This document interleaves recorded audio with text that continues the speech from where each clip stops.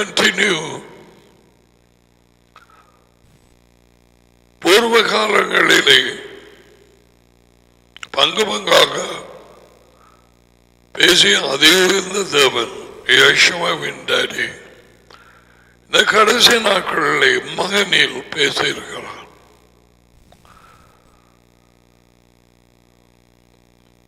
அதுக்கு செவி கொடுக்காதவன் அறுப்புண்டு போவான்.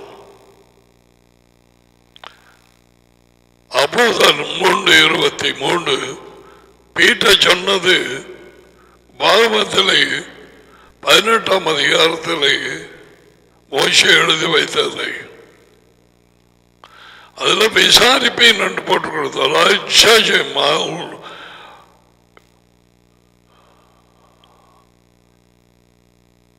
ஜனத்தில் இருந்து நிர்மூலமாக்க கிறிஸ்தவ கூட்டங்களை எடுத்து பார்த்தால் சபைகளை இயேசுவின் வார்த்தைகள் கண்டிப்போடு அறிவிக்கப்படும் கிறிஸ்தவ சபைகள் 90% இல்லை என்றுதான். அதுக்கு கூட நான் குறைச்சி சொல்லுகிறேன். எல்லாம் சொல்லுவார்கள் இயேசுவின் வாயினால் வந்தது. அதான் நான் சொன்னேன். யோகானன் 14:23 அது உயர்ந்த தேவன் எனக்கு காட்டும் வரை அந்த 14ஆம் அதிகாரத்தில் I never heard from anywhere டடியும் மானும் கீழ்ப்படுகிற சேஷர்கள் அல்லது அவர் பிள்ளைகளுக்குள்ளே வந்து அவனை அவளை வீடாக்குவார்கள். அப்படி போட்டிருக்கு.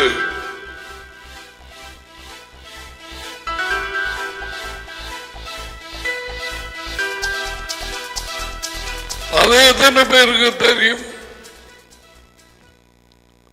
35 வருஷங்களுக்கு பிறகுதான் நான் அது வெளிச்சமாக பட்டிருக்குது. உங்களுடைய அநேகம் பேருக்கும் அந்த மாதிரி எனக்கு தெரியும். அதனாலே உங்களுக்கு சந்தோஷம் உண்டாகிறது. ஒரே ஆவியினாலே டடியும் மகனுமாக வந்து கூடியிருக்கிறார்கள். கீழ்ப்படுகிறவர்களுக்கு உள்ளே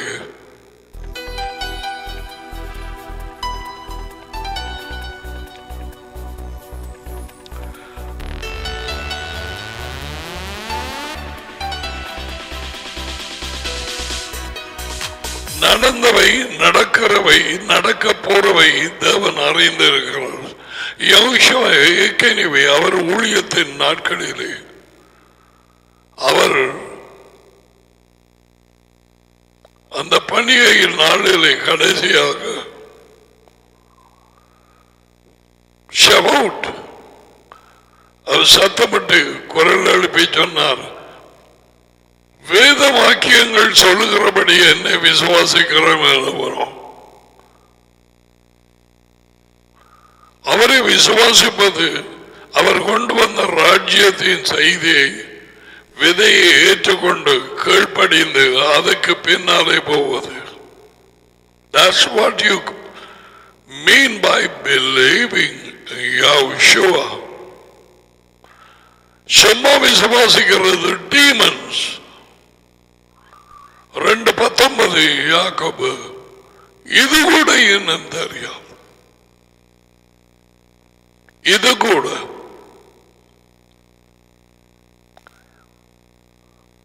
வேதவாக்கியங்கள் சொல்லாத இயேசுவை அறிவிக்கிறார்கள் பெரும்பாலானாக்கள். மேற்கு நாடுகள், இந்தியா, ஸ்ரீலங்கா, எத்தனையோ பேர். அதனாலே ஜனங்கள் மிகவும் பிரியப்படுகிறார்கள். குணமளிக்கும், விடுதலையாக்கும், தேவையான அருளும் கண்ணீர் துடைக்கும் இயேசு.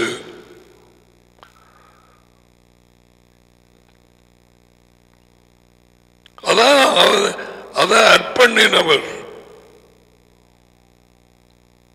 He who believes in me according to the scriptures. அப்படி அப்படி இல்லாத ஒரு இயேசுவை அறிவிப்பார்கள், இன்னும் ஒரு இயேசு. அதனாலேதான் அவர் கொண்டு வராத செய்தி சிலுவை மரணமும் உயிர்த்தெழுதலும் அறிவிக்கப்படுவதை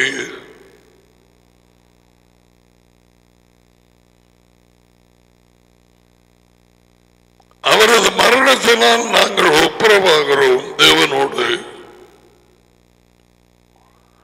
அவரது உயிர்த்தெழுதலினால் எங்களுக்கு வாழ்க்கை உண்டாகும்படிக்கு தேவன் வழியை திறந்தார். So he came and said, I am life. I am the life. நானே வாழ்க்கை.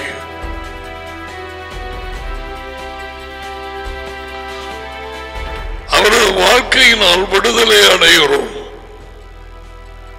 பிசாசின் ராஜ்யத்திலே இருந்து, இந்த உலக வாழ்க்கையிலே இருந்து கீழ்ப்படுகிறவர்கள் விடுதலை அடைவார்கள். பாவத்தின் தண்டனை நீக்கப்பட்டாயிற்று.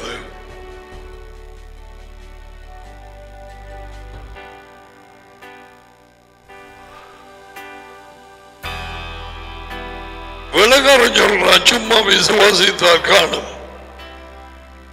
பாதாள போய் பெருமை கொண்ட போய்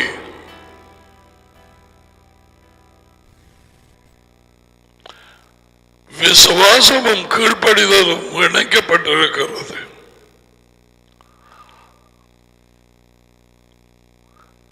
அவர்கள் அவிசுவாசத்தினாலே கானானுக்குள்ளே பிரவேசிக்க முடியவில்லை. அடுத்த வார்த்தை, அவர்கள் கீழ்ப்படியாமையினாலே உள்ளே போகவில்லை என்று பார்க்கிறோம். எபிரேயர் 3:18-19 இளைப்பாறுதல், ராஜ்யத்தின் இளைப்பாறுதல்.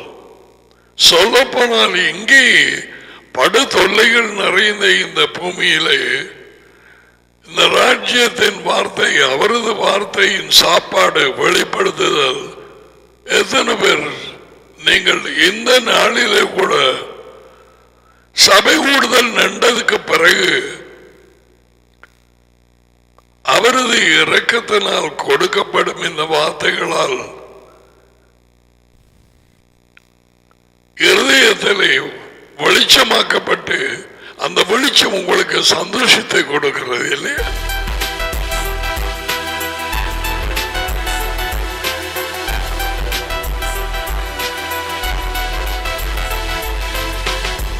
அவரில் அன்பு கூறுகிறவர்களுக்கும்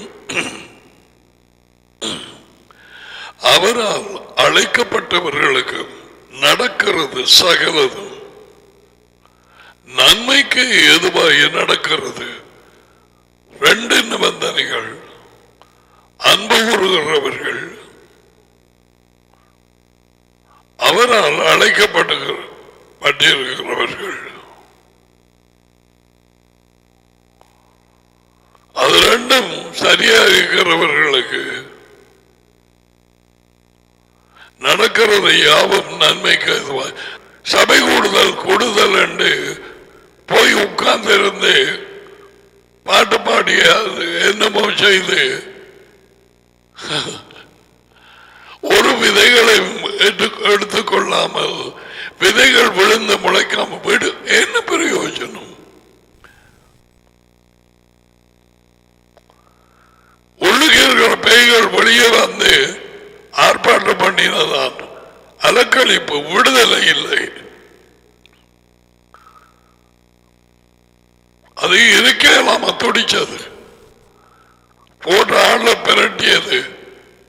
பலருடைய எண்ணம் அது முடிஞ்சோன்னு எழுப்பினோன்னு அவருக்கு பெயரில் இருந்த விடுதலை 100% இல்லை.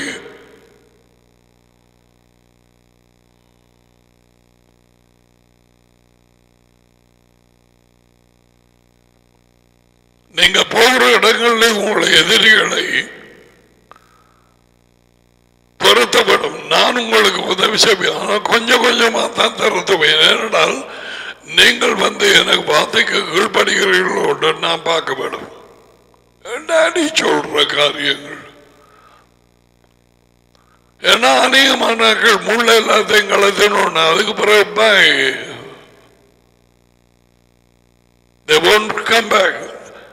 அவர்கள் சபை கூடுதலுக்கு வந்தது ஒரு ஆசீர்வாதம். இனி அப்படி ஒன்றுமே நடக்காது.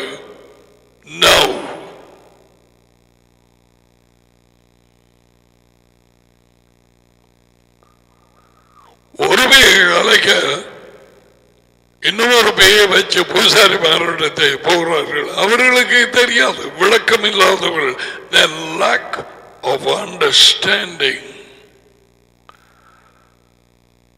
சபையில் இருக்கிற எத்தனையோ பேர் உலகெங்கும் தேவன் இல்லை, மெசியா இல்லை, வாக்குத்தத்தம் இல்லை, ராஜ்யத்தின் செய்தி இல்லை, காணியாட்சி இல்லை, nothing. They know very well to celebrate their birthdays, Christmas, Easter without knowing. எதிரிய வேர்களிலே இருந்து பிரிக்கப்பட்டார்கள். இவைகளை நீ முன்பு கேட்டிருக்கலாம் என் வாயினாலே திருப்பவும் சொல்லப்படுகிறது.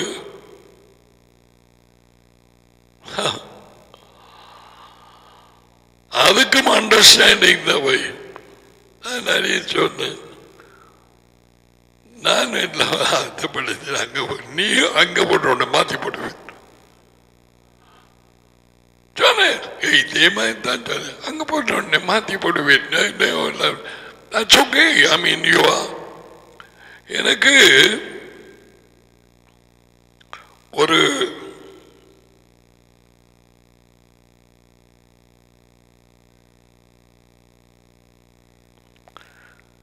மொழிபெயர்ப்பில்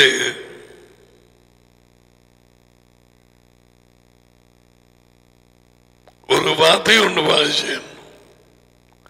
நீதிமொழிகள் 16:1.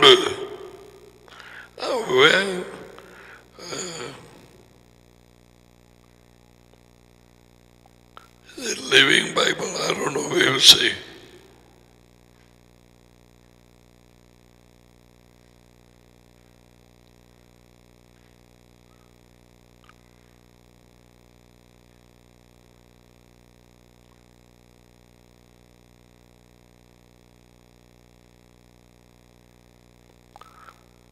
We can make our plans, but the final outcome is God's hands.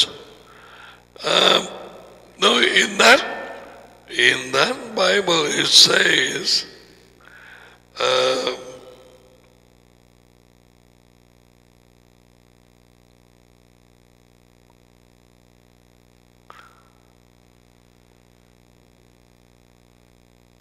the plans of the heart belongs to man, but the answer of the tongue is from Yahweh. நீ பிளான் பண்ணலாமே, நோய் செய்யலாம். நீ வாய் திறந்தோன்னு அவர் தான் கொடுப்பார் வார்த்தை.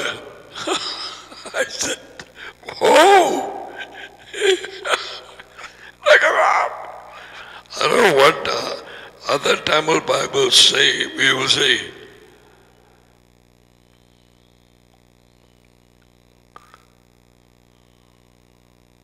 நீதிமொழிகள் 16:1.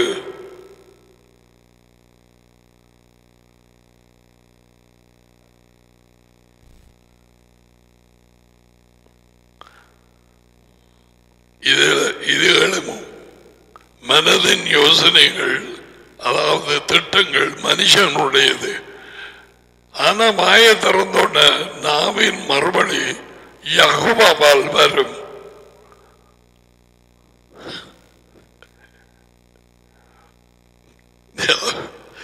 இது அவருடைய ஆக்களுக்கு எல்லாரும். ஏன்னா யேசுவா சொன்ன ஒரு காரியம், உங்களை சங்கங்களுக்கு முன்பாக கொண்டு போகிற நேரம் மனதில் யோசிக்காதுங்க, என்ன பேச போறாங்க முன்னால். அந்த நேரத்தில் உங்களுக்கு கொடுக்கப்படும். Solomon has written already You can plan anything, but the answer of the tongue is from Yahovah. Interesting, it gives peace. So I say, okay, ஜனங்களுடையவர்கள் அவர்களுக்கு கற்பிக்கும்படிக்கு வழியை திறந்தீர், சோத கொடுக்கிறீர், வழிகளை திறக்கிறீர், எல்லாமே உம்முடையது. You have your way. மின்சாரமோ மின்சாரம் இல்லையோ, இருளோ ஒளியோ, ஆன்லைனோ ஆன்லைன் இல்லையோ, எல்லாம் அவருடைய. He is the head, he is the boss. Okay, we are going through the parable of the soil. நான் உங்களுக்கு சொன்னேன்,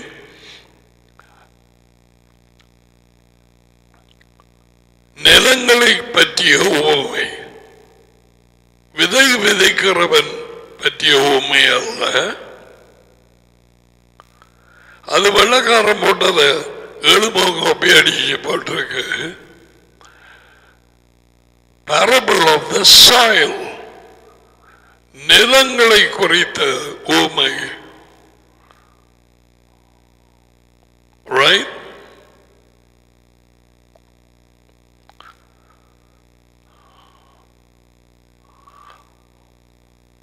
நான்கு நிலங்கள் கொஞ்சம் டீப்பா போறோம். முதலாவது பாதையோரம், விதைக்கப்பட்ட பூமிக்கு அருகிலே நடந்து போறதுக்கு பாதையோரம் இருக்கு, நடக்கிறதுக்கு. இப்படிப்பட்டவர்கள் யார்?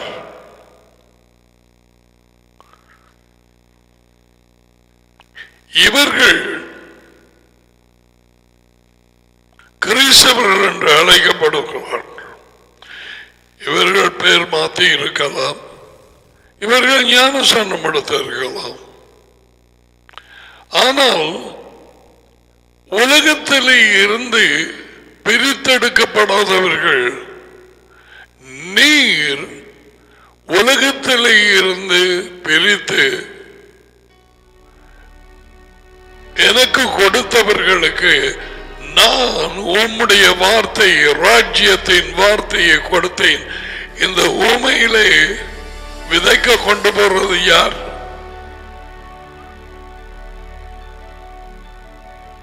The man who sows the good seed, நல்ல விதையை விதைக்கிற மனுஷனின் மகன் யெகோவா.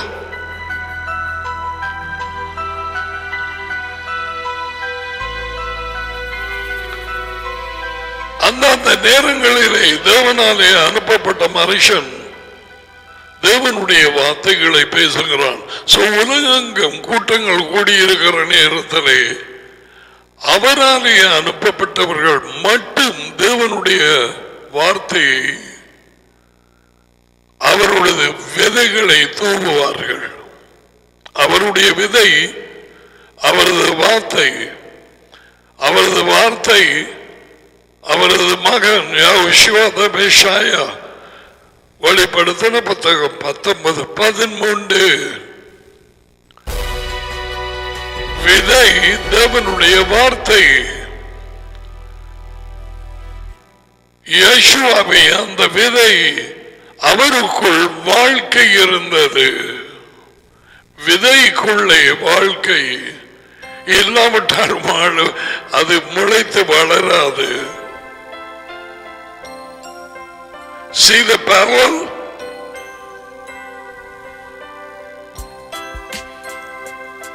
அழிவுள்ள விதை நாட்டப்பட்டு முளை வந்து வளர்கிறதானால் அழிவில்லாத விதையாகிய அவரது மகன் யெகோவா, அவர் விதையாக வார்த்தை நாட்டினால் எப்படி மனுஷனுக்குள்ளே அது வளராமல் இருக்கலாம்? முதலாம் பீட்டர் 1:23. அவர் அழியாத விதை. I can shout at this 100 times, 1,000 times, I'm not going to be get fed up.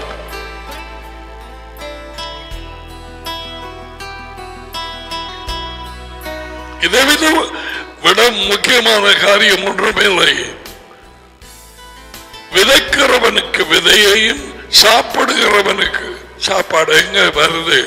அந்த மரத்தால சாப்பாடையும் கொடுக்கிற தேவன்.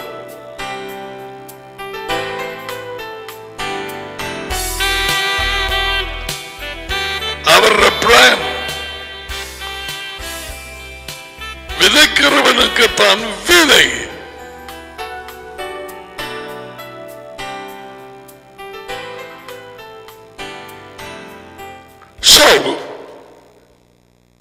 இந்த பாதையை ஏராளமான கிறிஸ்தவர்கள் இந்த குரூப்புக்குள்ளே வருவார்கள். இவர்கள் உலகத்தார், இவர்கள் பிரித்தெடுக்கப்பட்டு இயேசுவை இழுக்கப்படவில்லை. யோவான் 6:44 டாடி அது உயர்ந்த தேவன் மகனை வெளிப்படுத்தவில்லை. மத்திய 11:27 இப்ப எங்க போறோம் பாதை வழியிலே அவர்கள் வந்து கதிரையிலே வாங்கலே உட்கார்கிறார்கள் அல்லது நிலத்திலே whatever.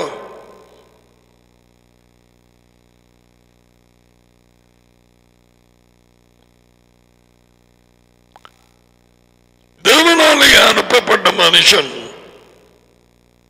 தேவனுடைய வார்த்தையை விதையை கொடுக்கிறான் என்று யேசுவா சொன்னார். அப்படி இல்லாமட்டால் அவர்கள் அதுவும் கேட்கிறதில்லை. They don't listen to the word of the kingdom. Matthew says, எவனாவது ராஜ்யத்தின் செய்தியை கேட்டு விளங்காதிருக்கும் பொழுது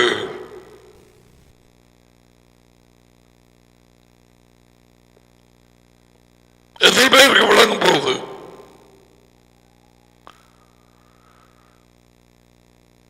இவர்கள்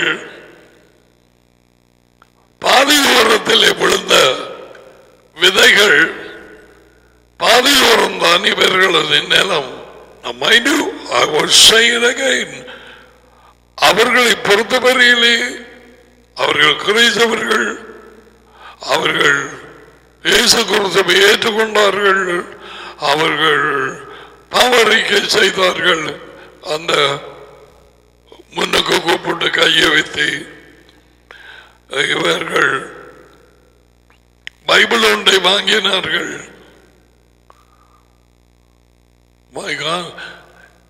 எவ்வளவாக அதை உயர்ந்த தேவன் இரக்கமுள்ளவர் என்று நான் சொல்லும் பொழுது எனக்கு தெரிகிறது. ஏனென்றால் எவருமே அழிந்து போகாதபடிக்கு எதை விசுவாசித்திருக்கிறாய் இன்றைக்கு வரை? எப்படிப்பட்ட இயேசுவா விதை விழுந்ததா? ராஜ்யத்தின் விதை முளைத்ததா? அது வளர்ந்து கொண்டிருக்கிறதா? இவைக்கு ஒன்று தெரியாது. சபையின் பேர், போதகரின் பேர், அதிலே அந்த பெருமை அவர்கள் கண்களை மூடி போட்டது.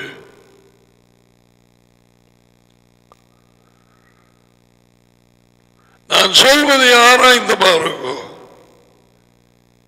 ஆனா இயேசுவா ஆட்டுக்கால் கொடுக்கையில் கேட்க செவி உள்ளவர் கேட்க கடவான். ஊமைகளாக சொன்னதின் முதலாவது காரணமே அவர்கள் விளங்கிக் கொள்ளாமல் இருக்க. ஏன்? கண்ணிருந்தும் காணாதவர்களாய், காதிருந்தும் கேளாதவர்களாய், இருதயத்திலே உணர்வில்லாதவர்களாய்,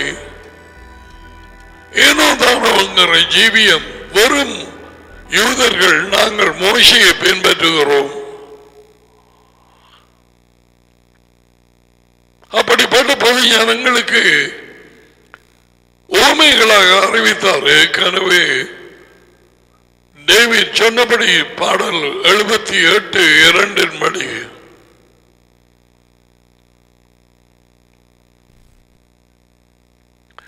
பாதி உரத்திலே இருக்கும் மனுஷர்கள் கிறிஸ்தவர்கள், ஆனால் உலகத்தார் இவர்கள் பின்னி உலகத்தோடு உலகம் செய்கிற காரியங்களையே செய்து அறியாது பர்த்டே அது ரெண்டு கொண்டாடி அறியாமையிலே சாமத்தி வீடுகள் எல்லாம் தடார் புடார் என்று கொண்டாடி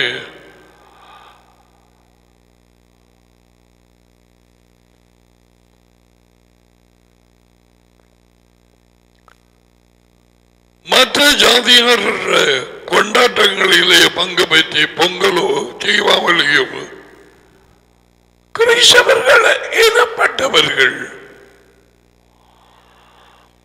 That's today's Christianity. இன்றைய கிறிஸ்தவர்கள்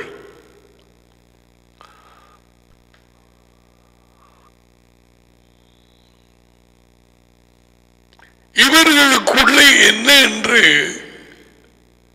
வாழ்க்கைக்குள்ளே இவர்களுக்கு தெரியாது. ஆரோ சொன்னார்கள், வாங்கள் நல்ல பார்த்த அப்படியா எப்படியான்னு போய் உட்கார்வார்கள். உலகெங்கும்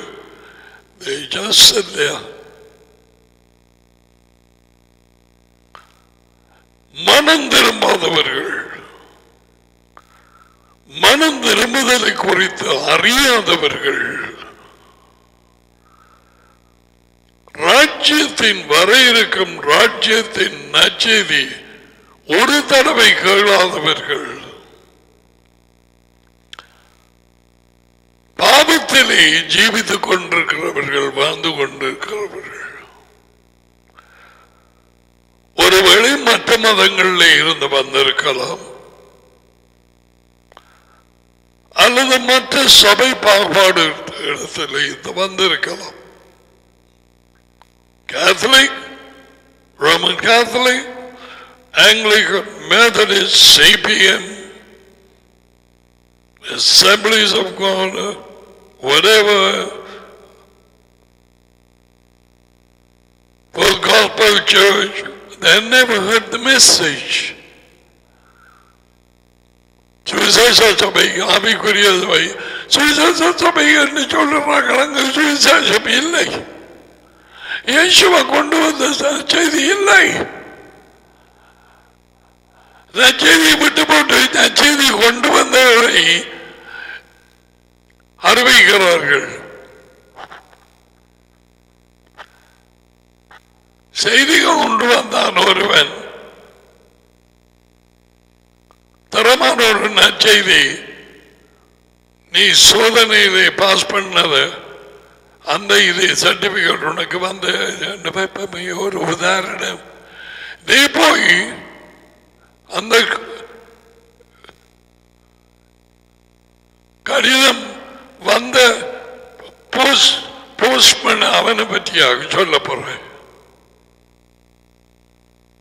Is the good news? Oh, today the postman came.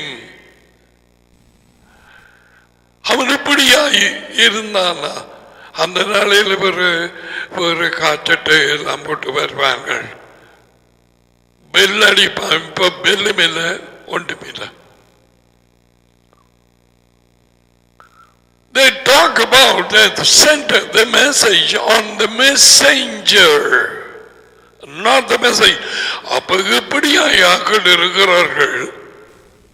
வார்த்தையிலே வழி நடத்துகிறவனே ராஜ்யத்தின் யேசுவா என்ன சொன்ன கொண்டு வந்தார் முடிச்சு பார்த்த போது இருக்கு. என்ன செய்தி கொண்டு வந்தவர்? ராஜ்யத்தின் செய்தி.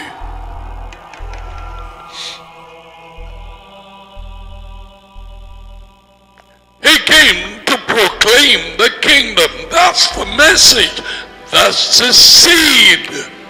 அதுதான் விதை. ஒருவன் ராஜ்யத்தின் செய்தியை கேட்டும்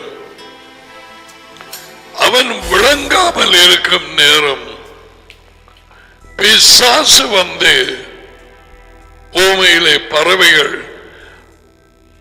அவனிலே போடப்பட்ட அந்த விதைகளை எடுத்துக்கொண்டு போ இம்மீடியட்லி உடனே பறவைகள் வந்து அதை பொறுக்கி போட்டது. எதை? விதையை, ராஜ்யத்தின் செய்தியை. முதல்ல சொல்லுங்க, எத்தனை கூட்டங்கள் ராஜ்யத்தின் செய்தி அறிவிக்கப்படுகிறது? கடந்த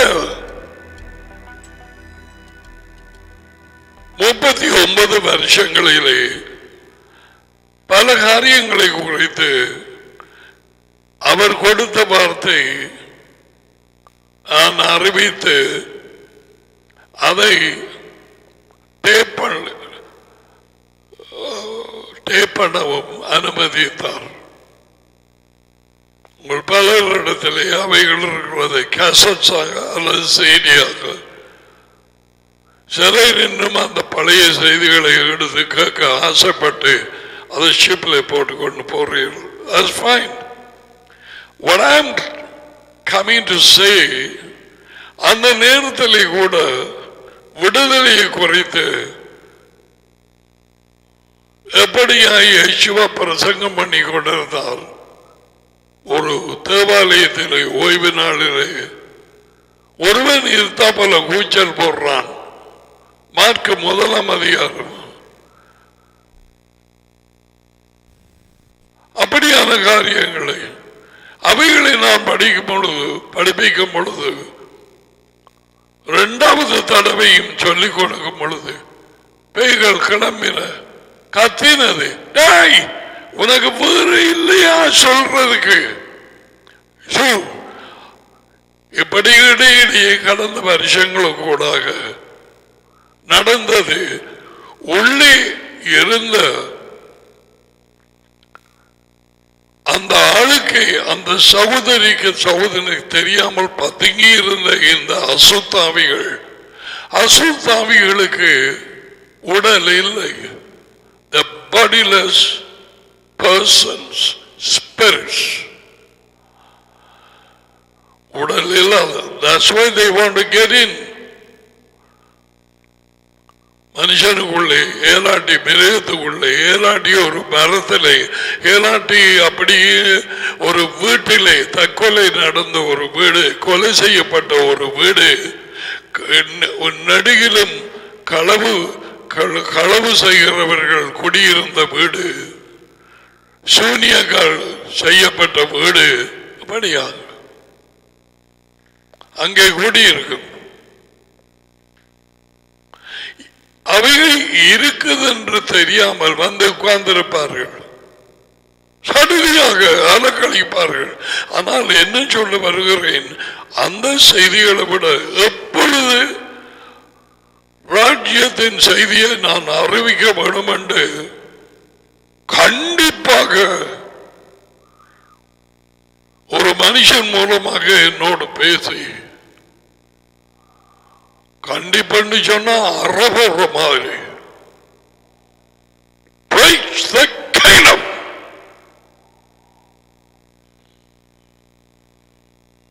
எனக்கு தெரிந்திருந்தது. கொஞ்ச நாள் விட்டுட்டேன். வெளிநாட்டு ஒன்று இல்லை. அதுக்கு பிறகு நான் அறிவிக்க ஆரம்பித்தது எழும்பின பேய்கள் கொஞ்ச நஞ்சமல்ல. எழும்பி வந்து போத்தல் எறிஞ்சு பைபிளை எறிந்து தண்ணி போத்தல்கள் கொப்பி எறிஞ்சு பென்சில் எறிஞ்சு வெளிக்கட்டோடி மேல போய் குதிச்சு கிணத்துக்குள்ள போய் விழுந்து எல்லாம் இந்த ராஜ்யத்தின் செய்தியை அறிவிக்க நேரத்தில் யேசுவா என்ன சொல்லுகிறார்? பாதி வழியை விதைக்க பாதி ஓரத்தில் இருதயமாக கொண்ட யார் தெரியுமா? ராஜ்யத்தின் செய்தியை கேட்டு விளங்கிக் கொள்ளாதவர்கள். தேவன் தான் அந்த விளங்கப்படுத்துதலை கொடுக்க வேண்டும். யாருக்கு கொடுக்கிறதை யார் அந்த நிலையில வந்திருக்கிறார்கள்? மனம் திரும்பி all these things are there. அலக்கழிப்பு விடுதலை அல்ல.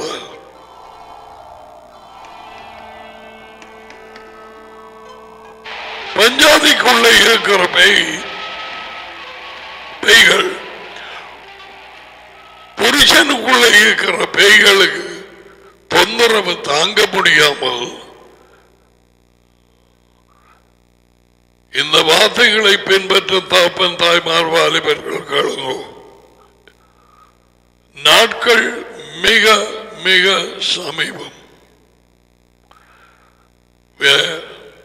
2019 டிசம்பர் வந்த மாதிரி 2021 டிசம்பரில் நிற்கிறோம். 22 ஜனவரி what is going to bring? We don't know. Nobody knows.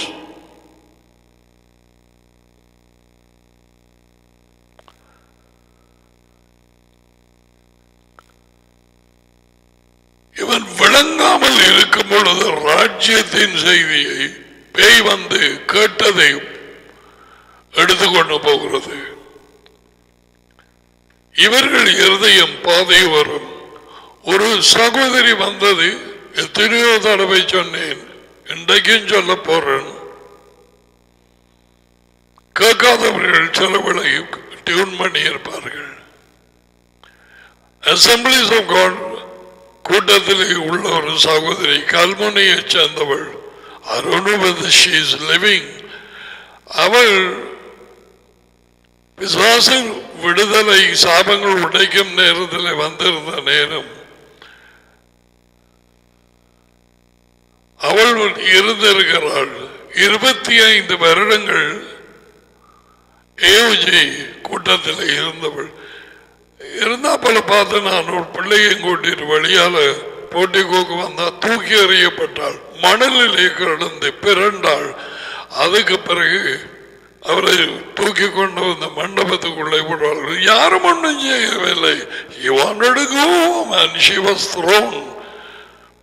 அதுக்கு பிறகு சாட்சி கொடுக்கும் நேரத்தில் என்ன நடந்தது என்று கேட்டோம்.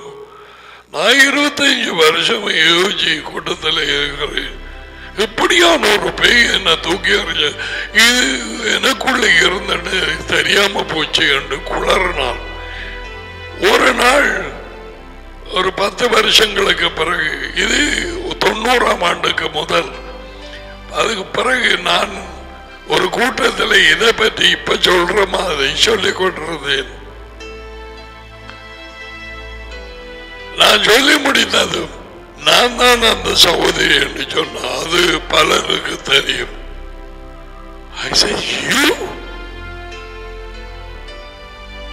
நான் தான் அது. அவள் அந்த நேரத்தில் வந்திருந்தாள். ஏன் இதை சொல்லுகிறேன் என்றால், people can go சபை கூடுதல் என்று போயிருக்கலாம். இனி எந்த சபையிலும் இருக்கலாம். பெருமை பாராட்டாதே. சிபிஎம்மோ ஏஓஜியோ பதுங்கி இருக்கிறது. தேவர் வெளியே கொண்டதான் ஒழிய தெரியாது. இவைகள் தான் மரத்தை விழ பண்றது, விபத்துக்குள்ளாக பண்றது, ஆக்களை கொண்டு போய் காலத்துக்கு முன்பாக மாறிக்க குடும்பத்தை கெடுக்க பிரிக்கிறது. இவைகள் ஒன்று மட்டும் தனியாக இருக்காது. Anyway, I'm not here to speak about I'm saying இவைகளோடு வந்திருப்பார்கள்.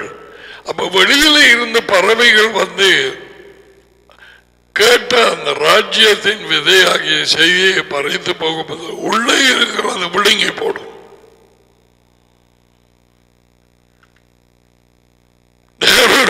outside demons come. உள்ளே இருக்கிறது விழுங்கி போடும். அவர்களுக்கு தெரியாமல் இருக்கிற பாம்புகள் அதை அந்த வேலையை முடிச்சு போடும். இவர்கள் மனம் திரும்பாதவர்கள், உலகத்தாரை போல ஜீவிக்கிறார்கள். யெகோவாவை கொண்டு வரப்படாதவர்கள்.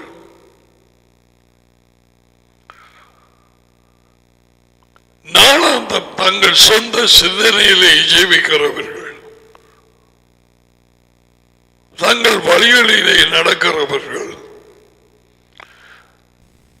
மனம் திரும்பிய ராஜ்யத்தின் செய்தியை ஏற்றுக்கொள்ள வேண்டும் என்று அறியாதவர்கள், சும்மா ஒருவன் ஒரு கூட்டத்திலே பாவரிக்கை கம் ஃபார்வர்ட் கையை வைத்து இயேசுவை விசுவாசிக்கிறார். எஸ், அவன் சொன்ன கிளிப்பள்ளியாக அறிக்கை பண்ணினவர்கள் அதுக்கு பிறகு ஏதோ ஒரு சபைக்கு போய் உட்கார்ந்து இருக்கிறார்கள். 5 வருஷம், 10 வருஷம், 15 வருஷம், 25 வருஷம். இந்த சகோதரி 25 வருஷமே ஓச்சி இல்லை. அவள் சொன்னதை சொல்லுகிறேன்.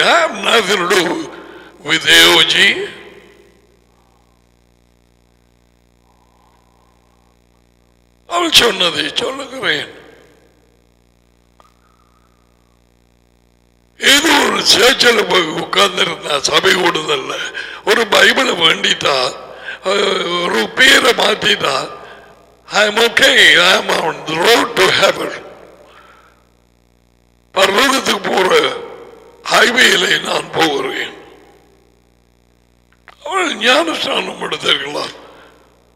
எத்தனை பேர் நான் சொன்னேன், நீ மனம் திரும்பவில்லை, ஒன்றும் செய்யவில்லை, மறுபடியும் வாங்க ஞானஸ்நானம் எடுக்க வேண்டும். அங்க போய் இறக்க அந்த போய் எங்க போடுற அது உள்ளே அவரோடு பக்கத்திலே நின்றவர்களை பிடிச்ச அமர்த்த பார்க்குது. அவங்களுக்கு ஞானம் கொடுக்க அந்த பெய் சகோதரிகளும் தான், ஆண்களும் பெண்களும் தான். இது நடந்த உண்மைகள். கேட்கிறவன்கள், காதுள்ளவன்கள், மற்றவர்கள் கேட்க முடியாது. தேவனாலே காது கொடுக்கப்பட வேண்டும். அதுக்கு தான் பேர் அண்டர்ஸ்டாண்டிங். ஒவ்வொரு தடவையும் 7 சபைகளோடு யெகோவா பேசினதுக்கு பிறகு பிள்ளைகள் மிகுந்த நெருக்கத்தின் மத்தியில் இந்த வார்த்தை கொடுப்படுகிறது.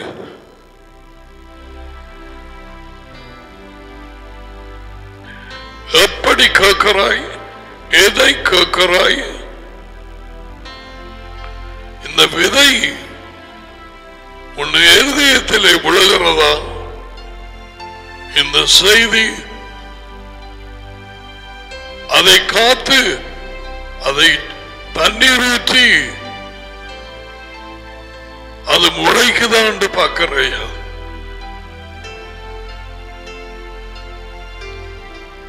இப்படி எத்தனையோ பேர் இருக்கிறார்கள். பாதை ஓரம் வந்து இருந்து எல்லாம் கொண்டாடி பாட்டு படிச்சு போட்டு தேகோ no seed. விதையாகிய தேவனுடைய வார்த்தை இருதயத்தில் இல்லை. யெகோவாவின் வார்த்தையின்படி பேய் கொண்டு போயிட்டு புறக்கி எடுத்து வழியோரம் இந்த நிலத்தில் கொண்டே நாட்டலாமா?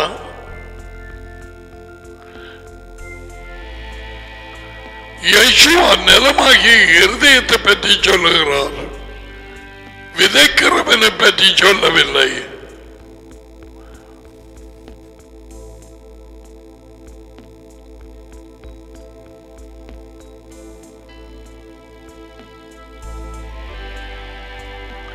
இவர்கள் வஞ்சிக்கப்பட்டவர்கள். இந்த பாதையோரம் மாதிரி இருதயம் வஞ்சிக்கப்பட்ட மற்ற பாதையோரங்கள் மாதிரி இருக்கிற கிறிஸ்தவர்கள் எனப்பட்டவர்களோடு செய்திருக்கிறார்கள். அவர்களும் உலகத்தார். காகத்தோடு தானே சேரும். வெளிச்சம் பெற்றவர்கள் பிரிந்திருப்பார்கள். புறாவும் காகமும் சேர்ந்து தெரியாது.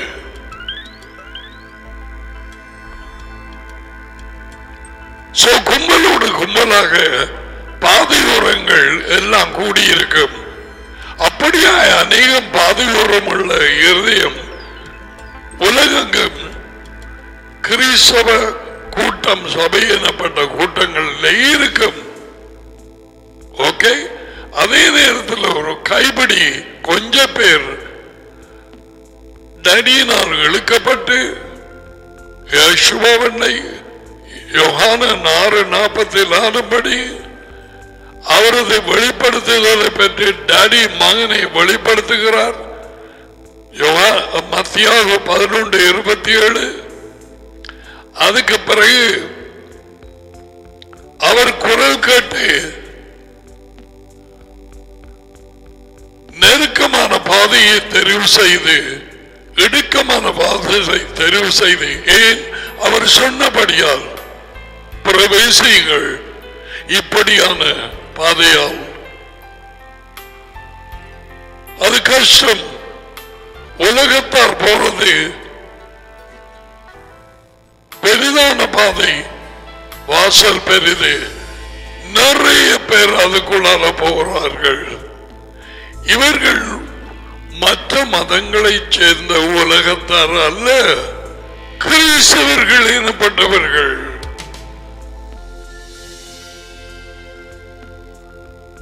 உலகத்தாருக்கு என்னத்துக்கு சொல்லுவான் யோசுவா நெருக்கமான பாதையை தெரிவு செய்யும் கொண்டு?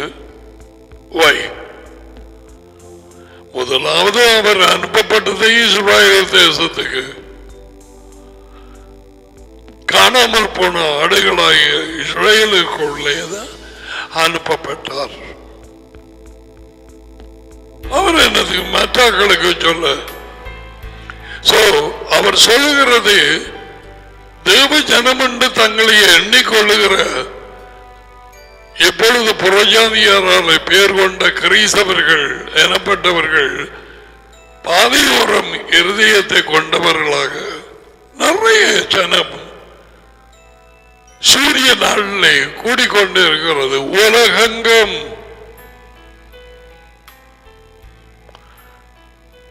விதை இல்லை வார்த்தை. ஆகையால் வாழ்க்கை எப்படி வர்றது? விதை இல்லாமல். வாழ்க்கை விதைக்குள்ளேதானே இருக்கிறது. விதை யெகோவா, அவரே வார்த்தை. எப்படி வாழ்க்கை உள்ளே வரும்? இதை கூட வஞ்சிக்குது எத்தனையோ ஊழியர்கள் மூலமாய். வார்த்தையை கேட்டவர்களாம், ஆகையினாலே அவர்கள் விசுவாசித்தார்கள். அதுக்கு பிறகு வந்து பிசாசு அவங்களோட விதியை எடுத்து போட்டானாம். ஆனா அவங்க ஏற்கனவே விசுவாசித்ததை, அந்த விசுவாசம் அவர்களை இரட்சிப்பிலை வழி நடத்தினதாம். அவர்கள் இரட்சிப்பு இழந்து போகுவதில்லை.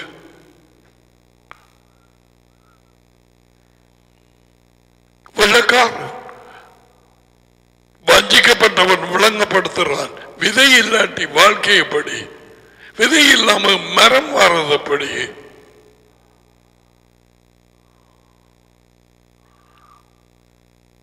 நிலத்தை பண்படுத்தி ஒரு சட்டியை எடுத்து எப்படி உனக்கு விடம் இல்லாட்டி அதுக்குள்ள ஒன்று போடாம தண்ணியை ஊத்தி கொண்டிருந்தா ஏதாவது முளைக்குமா? இல்லை. Why? No seed.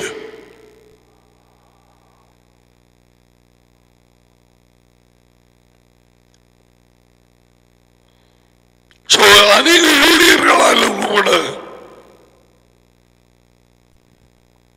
ஜனங்கள் வஞ்சிக்கப்படுகிறார்கள். through YouTube, through Google. முதல் 3 பேர் ரட்சிக்கப்பட்டார்களாம். பாதையோரம் கல்லு முள்ளு.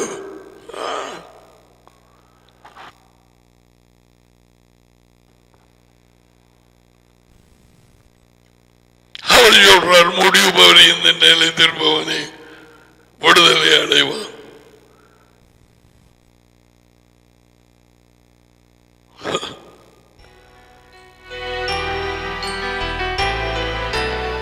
ஏசாவை போல இருதயம் கொண்டவன் உங்களில் ஒருவனும் இல்லாமல் போகட்டும். உங்களில் ஒருவனுக்குமே அவிசுவாசம் உள்ள பொல்லாத இருதயம் சடுதியாய் வர வேண்டாம். உயிருள்ள தேவனை விட்டு விலகும்படி 3:12 எபிரேயர் இடையில வரலாம்.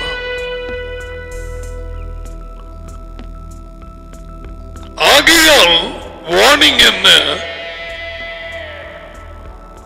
இன்று அவரது குரலை கேட்பாயானாலும் வாய மூடிட்டு கீழ்படி இந்த மனம் தெரியுமே அவருக்கு பின்னால் ஓடணும்.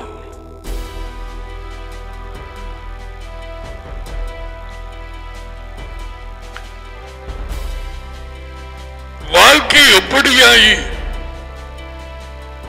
முடியும் என்று யாருக்குமே தெரியாது. ஒருவன் சொன்னான், the glass is fragile, handle with care. கண்ணாடி உடைஞ்சுவோம், அதை கவனத்தோடு அதை தூக்கி போங்கள். கண்ணாடி பாத்திரம் handle with care, C-A-R-E. Life is fragile. வாழ்க்கை உடைந்து போம் எந்த நேரமும், நிச்சயமில்லை. Handle with prayer. எப்பொழுது ஜெபத்தோடு உன் வாழ்க்கையை நடத்திக்கொள். ஜெபத்தோடு டேடியோடும் மகனோடும் இடைவிடாமல் ஐக்கியத்தோடு. அதுதான் ஜெபம். இந்த மதங்களை பின்பற்றுகிறவர்கள் பண்ணுகிற முழு என்ற ஜெபங்கள் அநேக வார்த்தைகள். You have fellowship with daddy and son. With daddy and son. ஐக்கியம், அதுதான் உறவு. அதுக்கு தான் ஜெபம் என்று பெயர் வச்சிருக்காங்க. ஒரு லிஸ்டோட போறது, இது வேணும், இது வேணும், இது வேணும், இது வேணும். You talk to daddy, you can talk many things. நீ கண்ட ஒரு வடிவான ஒரு சன்செட்டோ, ஒரு ஃப்ளவரோ, ஒரு இதோ, ஒரு பூனைக்குட்டியோ, ஒரு நாய்க்குட்டியோ, என்ன மாதிரி உங்களுடைய கரத்தினால செய்திருக்கிறேன் டாடி. காய்க்கலாம், நாங்கள் பிள்ளைகள்.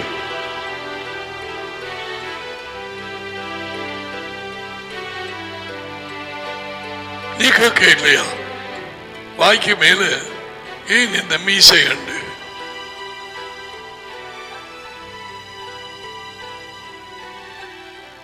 காதையில் இவ்வளவு சின்னதா இருக்கண்டு.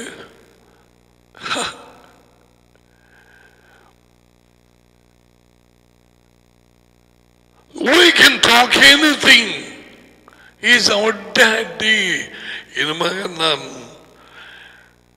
டாடி இருதயத்தை குறித்து பேச டைம் என்னும் வரவில்லை.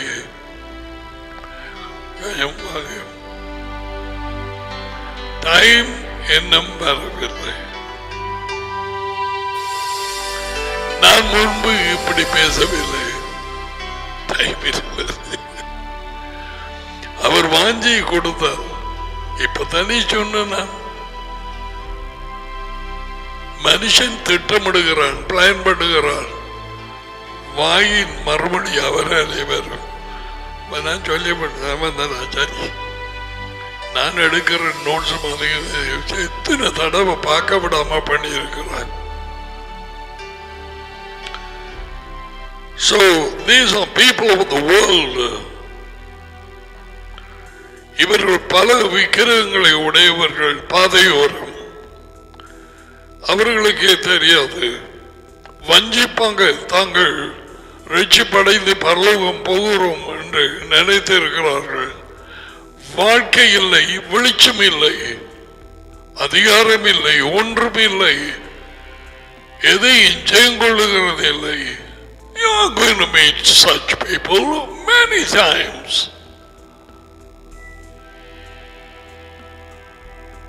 People are deceived unconsciously, genuinely. அறியாமையினாலே தங்களுக்கே தெரியாதபடி வஞ்சிப்பிலேயே வாழ்கிறார்கள். நான் வஞ்சிப்பிலே இருக்கிறேன் என்று தெரிந்தால் அவர்கள் விட்டு வெளியேறுவார்களே.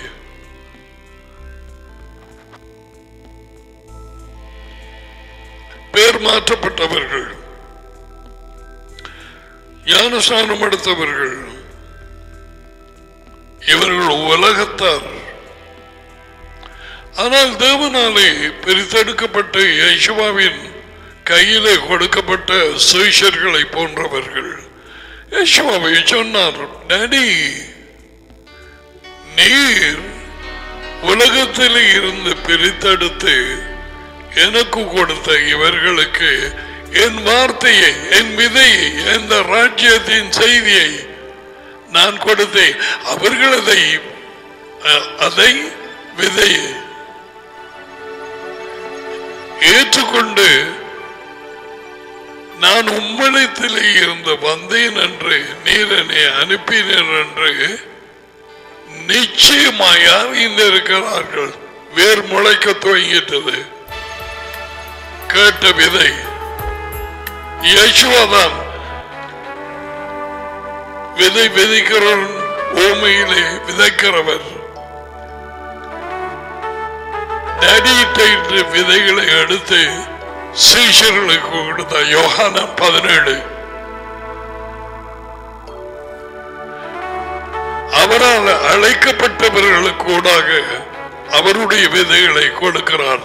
அதான் வேத வாக்கியம் கூறுகிறது, தேவனால் அனுப்பப்பட்டவன் தேவனுடைய விதைகளை தூவுகிறான், தேவனுடைய வார்த்தையை கற்பிக்கிறான். எல்லாரும் அல்ல, அவரால் அனுப்பப்பட்டவர்கள் மட்டும். Like the prophets,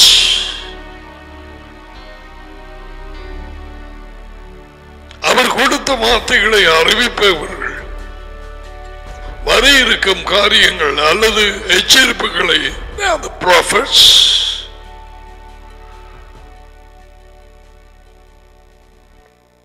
Prophecy, தீர்க்கதரிசனம் என்றால் தேவனுடைய வார்த்தையை அவருடைய நேரத்திலே அவரது வழிநடத்துதலிலே கூட்டாம குறைக்காம அறிவிக்கிறது.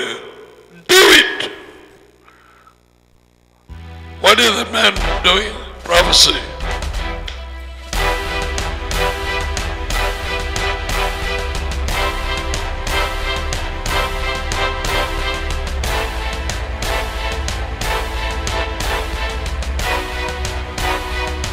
என்னுடைய இருதயத்திலே நொறுங்குண்டு என்னுடைய வார்த்தைக்கு விதைகளுக்கு நொட்டுங்குகிறவனை நோக்கி நான் பார்ப்பேன்.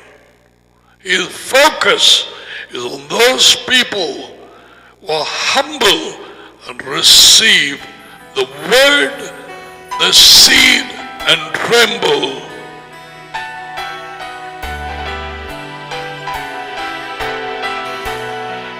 இவர்கள் உலகத்தார் அல்ல. நான் உலகத்தானாய் அல்லாதது போல இவர்களும் உலகத்தார் அல்ல. பாதியோரம் விதைக்கப்பட்ட இருதயம் உள்ளவர்கள் உலகத்தார்.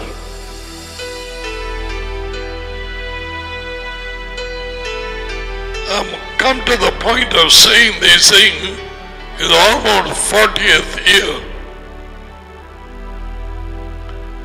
39-40 வருஷங்களுக்கு பிறகு எப்படியாக கண்டிப்போடு சொல்ல அனுமதிக்கப்பட்டேன். முதலால் எத்தனையோ மற்ற போதனைகளும் நடிகை மகனை குறித்து, தேவத்துவத்தை குறித்து, ராஜ்யத்தை குறித்து, இருவித வாழ்க்கையை குறித்து, ஆதாமின் வாழ்க்கை, யெகோவாவின் வாழ்க்கை. இப்பொழுதுதான் அவைகள் கொடுக்க நான் அனுமதிக்கப்பட்டேன், அனுமதிக்கவில்லை. அவைகள் எனக்கு தெரியவும் இல்லை. நேற்று ஒரு சகோதரி வந்து அழுது கொண்டே என்னோடு பேசினார். இப்ப இந்த வார்த்தைகள் விளக்கிற மாதிரி முன்பு விளங்கவே இல்லை. எல்லாம் புதிதாக இருக்கிறது. What about you? Are you getting excited?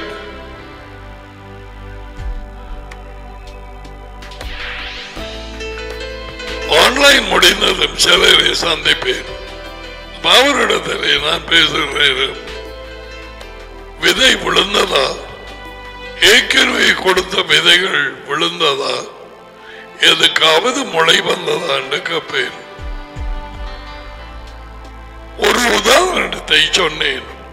உன்னிடத்தில் ஒரு விதை கொடுக்கப்படுகிறது.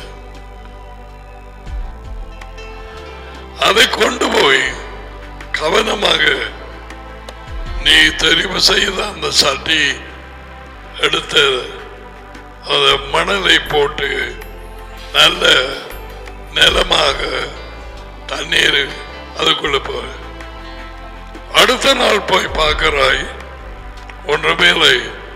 அடுத்த 2ஆம் நாள் போய் பார்க்கிறாய் ஒன்றுமேலை. 3ஆம் நாள் 4ஆம் நாள் உடனடியாக அந்த முளை வந்திருந்தது.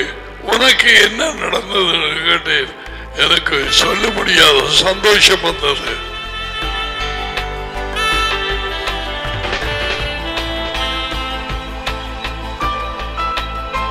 அது அற்புதம். உயிர் வெளியே வந்தது.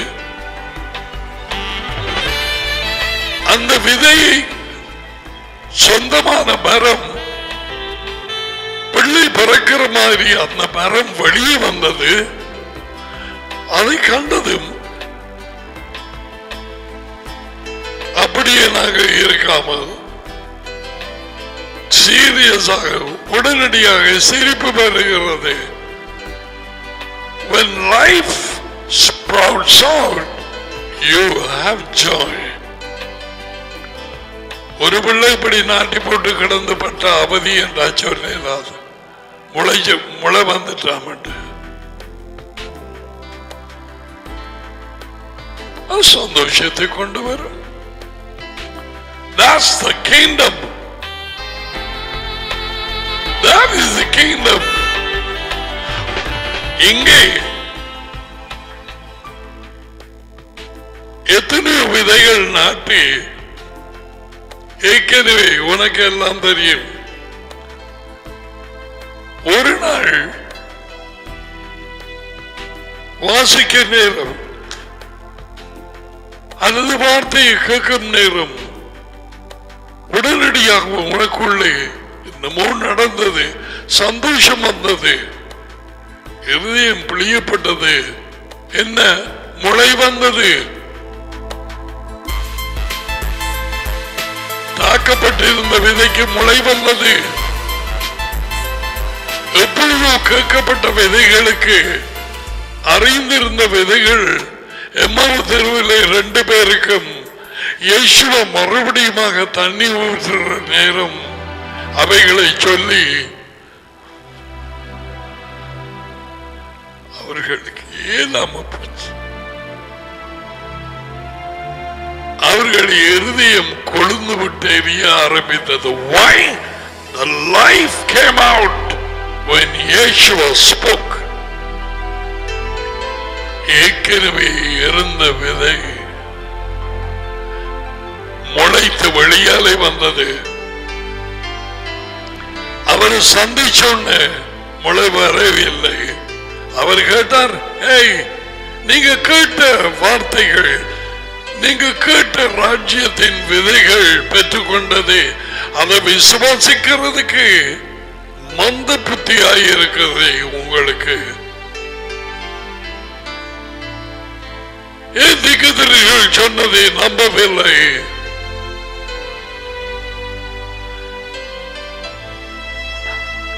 அவர்கள் உலகத்தார் அல்ல.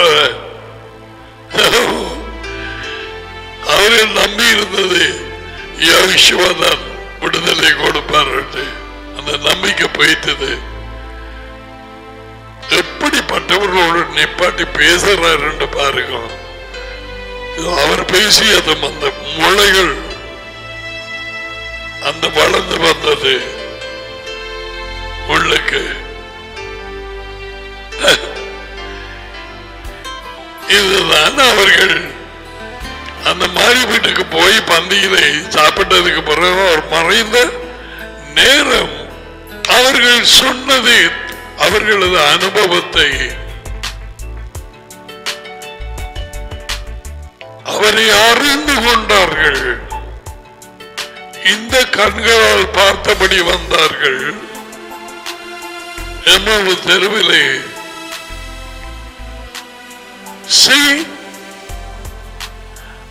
அவர்கள் மனக்கண்கள் மறைக்கப்பட்டிருந்தது.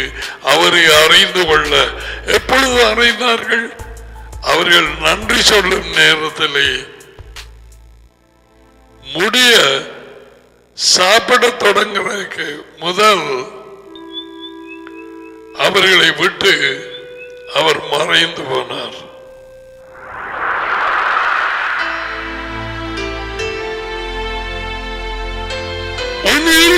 எப்பொழுது கொழுந்து விட்டு எறிந்தது?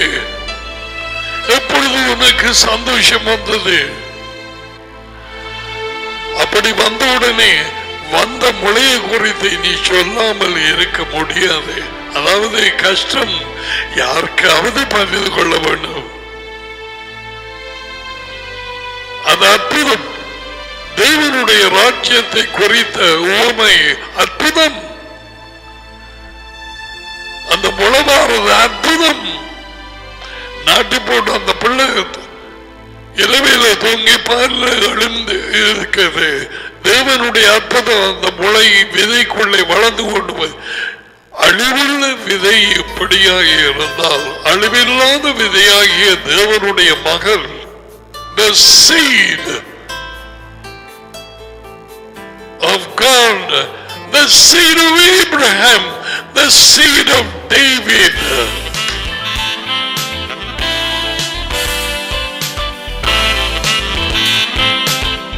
Oh, are you ready? It's coming.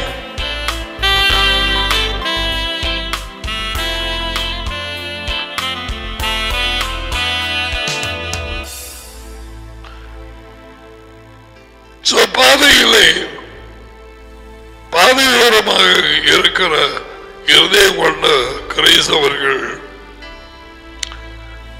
விதை இல்லாதவர்கள் ஆகியனால் வாழ்க்கை அவர்களுக்குள்ளே இல்லை. இன்றைய உலகெங்கும் இருக்கிற கூட்டங்களிலே கிறிஸ்தவர்கள் அநேகம் பேர் ராஜ்யத்தை குறித்தே தெரியாது. அதுபோதாது இன்னும் ஒரு இயேசு கிழமை தோறும் இது நடக்குது. அதான் அநேகம் பேருக்கு அலக்கழிச்சு போட்டு போவார்கள். கிழமை தோறும் அல்லது ஒன்று விட்டவர்கள் முற்றிலுமான விடுதலை இல்லை.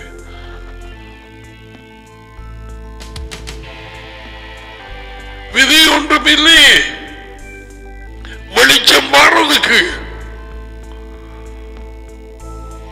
உள்ளே மரம் வளர விதி இல்லையே.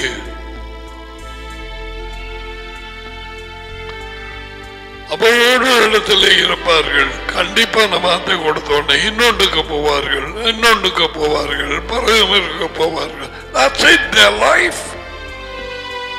There is nothing to grow inside.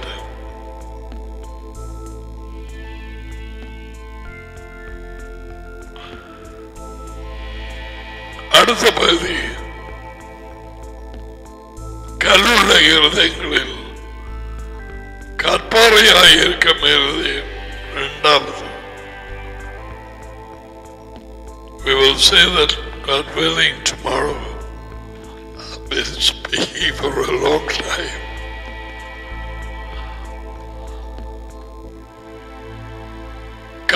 கற்பாறையை போன்ற இருதயம் உள்ளவர்கள் யார்? எப்படிப்பட்ட கிறிஸ்தவர்கள்? Don't think about the world.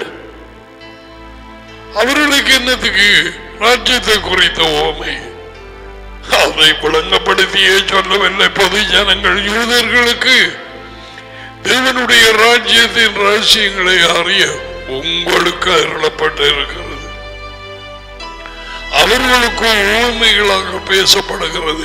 ஏசாயா சொன்ன மாதிரி கண்ணிலிருந்தும் காணாதவர்களாய், காதுகள் இருந்து கேளாதவர்களாய், இருதயத்திலே விளங்கிக் கொள்ளாதவர்களாய். அதனாலேதான்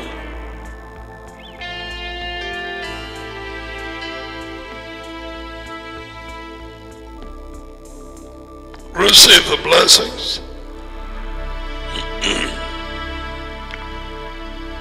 Yavreka Yehovah Vaisbreka Yair Yehovah Panavelika Pioneka Isa Yehovah Panavelika Vaisamika Shalom. Yehovah உங்களை ஆசீர்வதித்து உங்களை காப்பாராக. யெகோவா உங்கள் மேல் தமது முகத்தை பிரகாசிக்கப்படும் உங்களோடு தயவாய் இருப்பாராக. யெகோவா தமது முகத்தை உங்கள் பக்கமாய் திருப்பி உங்களுக்கு சமாதானம் கொடுப்பாராக. யெகோவாவின் பெயரிலே இந்த ஆசீர்வாதங்கள் உங்கள் மேல் வந்து இறங்குவது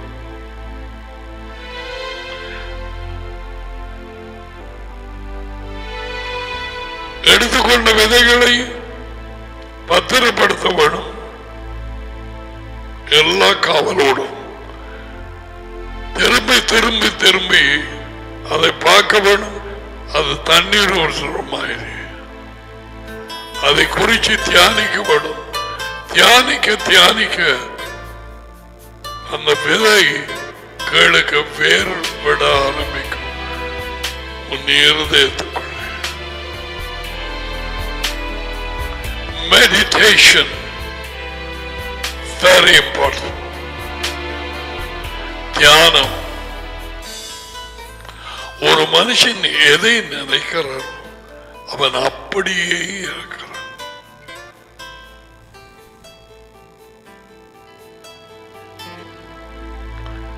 தியானம் பண்றது இருதயத்தினால்.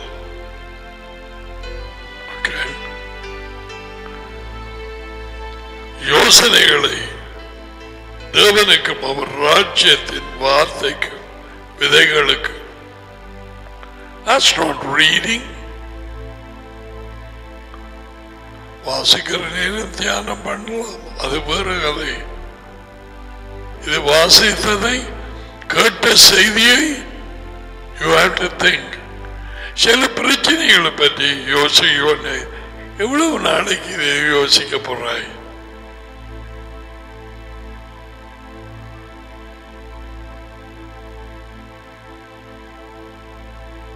So, God willing, we will see you. God bless you. We will see you tomorrow. Shalom.